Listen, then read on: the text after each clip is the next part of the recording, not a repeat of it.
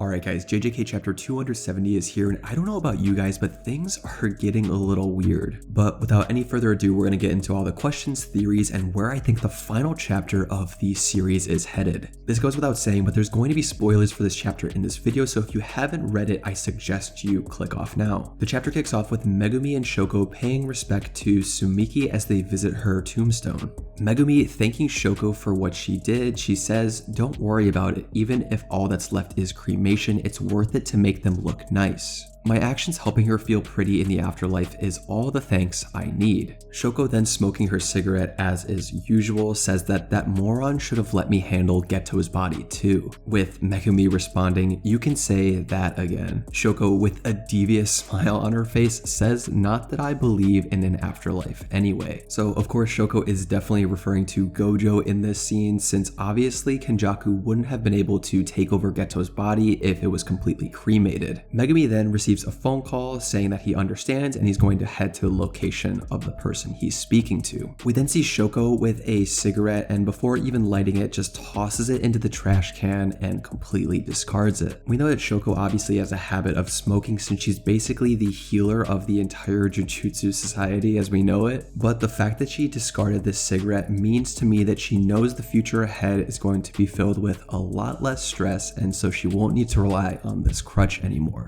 But then we cut to a panel with Gakuganji narrating, saying that the previously consumed Master Tengen was found among Sukuna's remains after he was torn from Megumi's body. And then we see that Utahime, Gakuganji, and Nita are all in the Tomb of the Star corridor talking about what the fallout is of Tengen being absorbed. Utahime asks, "What does this mean for Master Tengen's barrier techniques around Japan?" To which Gakuganji replies that it seems they'll remain in place as long as Sukuna's remnants are preserved. Nita, relieved by this, Utahime follows up by saying that we should hurry and put into place contingencies and countermeasures in the event that Tengen's barriers are no longer active. Gakuganji then cuts in saying, "No need to be hasty, you're all so young. You needn't worry yourselves with this just yet." Which, I don't know guys, this sort of threw me off a little bit knowing who Gakuganji is as a person and sorcerer. I know Gege is pushing for the whole going against the higher up philosophy vibe here with the ending of the story, but these are literally still the barriers that contain all of the cursed energy throughout Japan and basically safeguard society as we know it. In my humble opinion, I don't think this is something that they should be taking their time with. And with Shoko discarding cigarettes, which we know as a core part of her character, and now this scene with Gakuganji, this is leading me to believe that this might not be reality as we know it. But anyways, we cut to a panel of Maki saying delivery as she throws a sword to Daido, who's also chilling with Mio.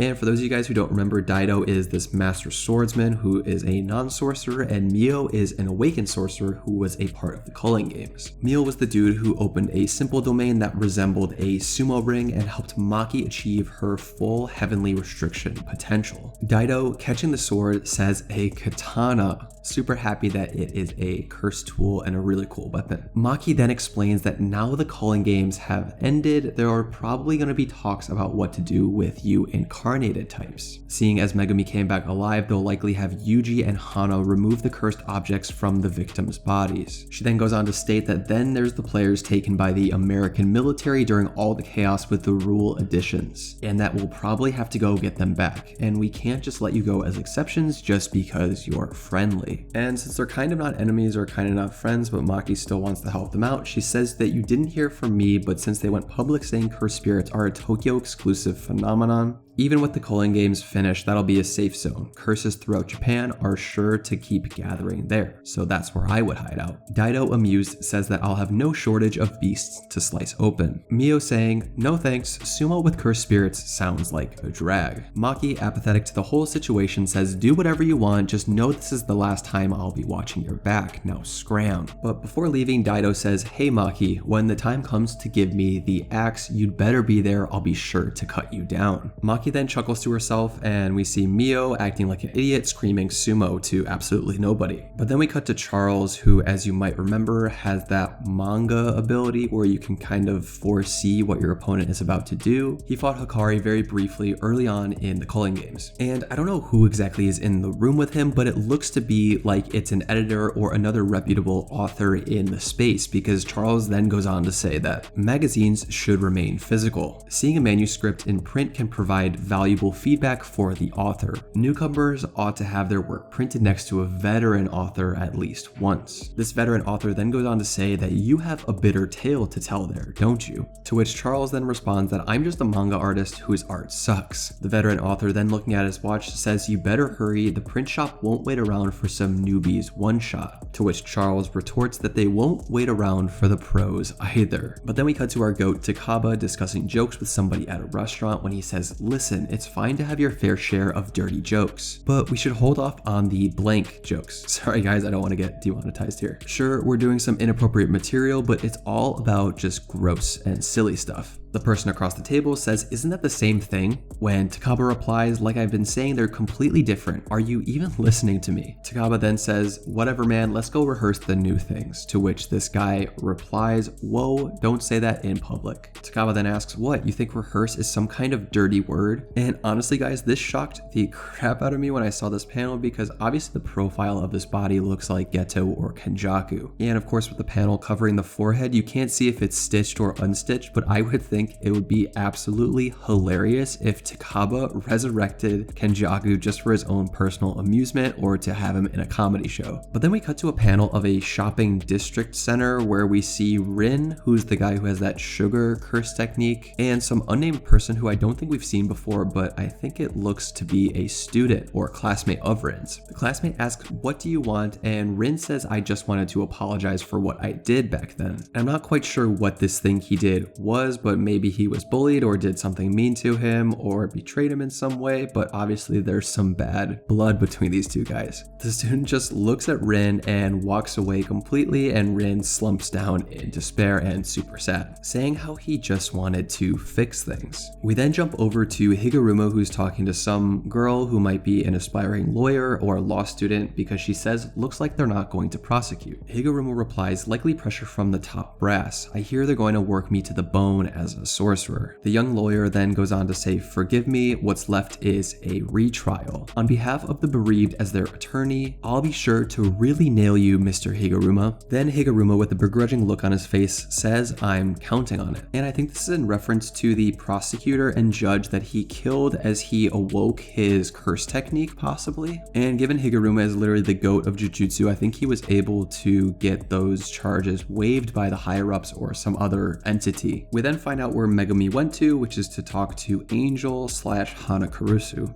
Angel's mouth opens on Hana, saying that Sukuna striking as he did would have had to mean Fushiguro Megumi's memories regarding you have already been unearthed, Hana. What is there to be embarrassed about? And Hana Kurusu, all flustered, says, shut it. Megumi, of course feeling so bad for all the things that he did when he was under Sukuna's control, says that I want to take responsibility for my actions. Let me be your right hand from now on, Kurusu. And Hana Kurusu literally falls in love here, saying, do I hear wedding bells? Hana, completely flustered that she even said that, says, that's not what I meant. I've got a mission, so I'll talk to you later. Those of you who ship Hana and Megumi, leave a comment down below. Then we cut to a girlfriend or wife, we're not sure who this exactly is, coming home to her boyfriend or husband. When she says, I'm home, asking him, want to go out to eat tonight? And he says, good idea. Then we jump to a large panel with him saying, how about yakiniku? And his face is completely distorted and looks completely like a curse. Ichiji speaking to Nobara, Megumi, and Yuji is recapping this case when he says the victim is 26-year-old male Fukuzawa Sota. According to his fiance, his face began to look as though it were morphing as of 2 weeks ago. The group, looking at this person, says to themselves that it doesn't look morphed to me. He just looks like a dude trying to be a pro wrestler. Yuji, then completely gassing this dude up, says, you're ripped? What's your secret? And he responds, I wrestled till high school. Megumi then comments that apparently this is how your fiance is seeing you, which means the one that's actually cursed is her. The fiance, looking completely frazzled, Nobara takes her off, saying, "All right, little lady, let's get you a physical." Then we cut to Yuji and Megumi talking about this when Megumi says that the residue here is only enough to cause an icky feeling, just like Ichiji-san says. There's a very low chance that this is the work of a cursed spirit, to which Yuji says, "Do you think?" Megumi says that no cursed spirit is possessing her and the residue is only enough to cause slight emotional unrest. He adds on that this is probably the work of a cursed user. Actually, I can't sense any intent to kill. It could be an awakened player that made it through the culling game. But we know semi-first grade cursed spirits possess free will so they can hold back. And we've seen emulations increase the number of victims like at Yasuhachi Bridge, so we can't fully rule out the possibility of a cursed spirit. Yuji then says, so this is basically just some cursed user harassment, right? That'll be a piece of cake for us three. And with that, the chapter ends. So yeah, guys, this kind of just emulates what I talked about in my JJK chapter 269 review, in that I don't really know how to feel about this ending. I get Gege is trying to wrap up all of the loose ends and just show us where all the characters are by the end of the series, but there are just so many more pressing things that I think the entire fan base wants to see apart from these strange and just random interactions. I truly hope for the sake of the plot and the sake of the series we're gonna get confirmation on what exactly is happening in this final chapter, but I'm not too sure. Let me know what you guys think. I would love to hear your thoughts on this chapter in the comments below. Also, quick disclaimer, I did start a Discord server. I left it in the description below. It's not completely ready yet, but I figured if those who want to hop on and just leave some comments about theories and discussions, whether JJK or anime related, feel free to do so. If you've made it this far in the video, thank you so much, you guys, for your support, and I look forward to chatting in the next one. Stay curious, anime fam. Peace.